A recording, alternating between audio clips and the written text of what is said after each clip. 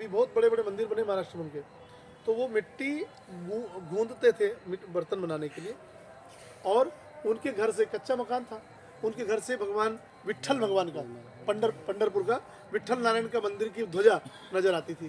तो उसी को देखकर मस्त हो जाते थे और दोनों हाथ में करताल लेकर भगवान नारायण का नाम भी जपते और विट्ठल विट्ठल भी करते, और वो अपनी मिट्टी भी गूंदते जाते।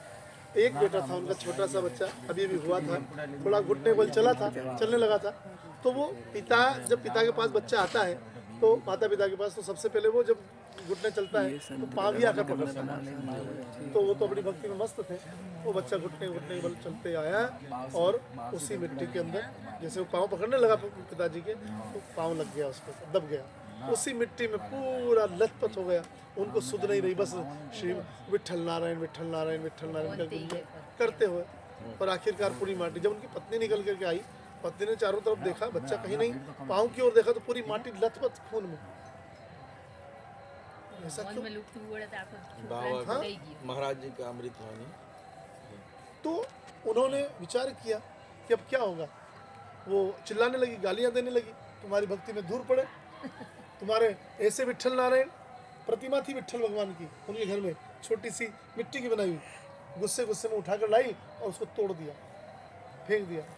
आखिरकार तो चिल्लाने लगी कि तुम्हारे विट्ठल में ने मेरा एक बेटा था, वो भी छीन ले, तुम्हारी भक्ति में धूल पड़े। ऐसे अनाप शनाप बोलने लगी। उनने आंखें खोला, आंखें खोल करके देखा पाँव के नीचे, और फिर भगवान के शिखर की ओर देखा, और उनकी आंखों में आंसू आ गए कि वारे प्रभु, मैंने जीवन भर आपकी भक्ति करी, आपसे कभी कुछ मांगा नहीं, और आपने मुझे, मेरा ऊपर जो कलंक लगा तो भी ऐसा लगा कि मेरे ही बेटे का कलंक मेरे ऊपर लग गया। पर मैं मानता हूँ, मैं जानता हूँ कि इसमें आपकी भी कोई न कोई विशेष, आपकी भी कोई विशेष इसमें कोई चमत्कार रहा होगा, कोई बात हुई होगी, कोई न कोई उद्देश्य जरूर छुपा होगा। ऐसा विचार करके उन्होंने जो है उस बात को छोड़ दिया, और उनकी आंखों से जैसे आंसू बहने लगे, तो वो आंसू की बूंद जैसे उस मटियाल में गिरी, तो बच्चा वहीं से प्रकट हो गया, और वो मूर्ति जो टूट गई थी वो आपस में जुड़ करके और अपने सिंहासन पर बैठ गई, और सारे लोग जय जयकार करने लगे। घर में जब आवाज़ आने लगी तो आस पड़ोस वाले भी इकट्ठे हो गए थे उस गांव में। अभी उनका भी घर है अभी, और कितना 500 एकड़ ज़मीन उनके विट्ठल जो अपने क्या बोलते हैं गोरा जी महाराज है, उनका 500 एकड़ ज़मीन है उस आश्रम के लिए, उनका आश्रम पे।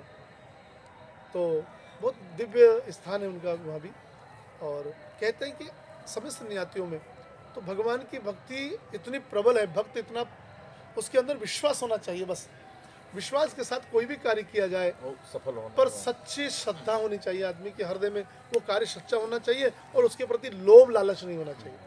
अगर लोभ लालच होगा, आज हम पाप करते हैं कहाँ पे, हम गलती करते हैं कहाँ, गाँव में गलती करते हैं, समाज में कोई गलती हो जाती है तो उसको पाप को धोने के लिए हम तीर्थों में आते हैं। जब तीर्थों में हमसे कोई गलती होती है तो वो कहाँ धोएंगे बताइए। इसलिए परमात्मा के चरणों में यही प्रार्थना रहे कि हमको भी, हमारे हृदय में भी अटूट श्रद्धा विश्वास। यहाँ वो कहते ना, वो एक भजन है, मानो तो गंगा माँ हो, न मानो तो बहता पानी। तो जिसने मान लिया कि ये अमृत है और यही अमृत है, तो यही है, और वो चाहे नोच पे चला जाए वहाँ जाकर के, तो वहाँ पर भी नहीं। हाँ, बहुत सारे लोगों को देखें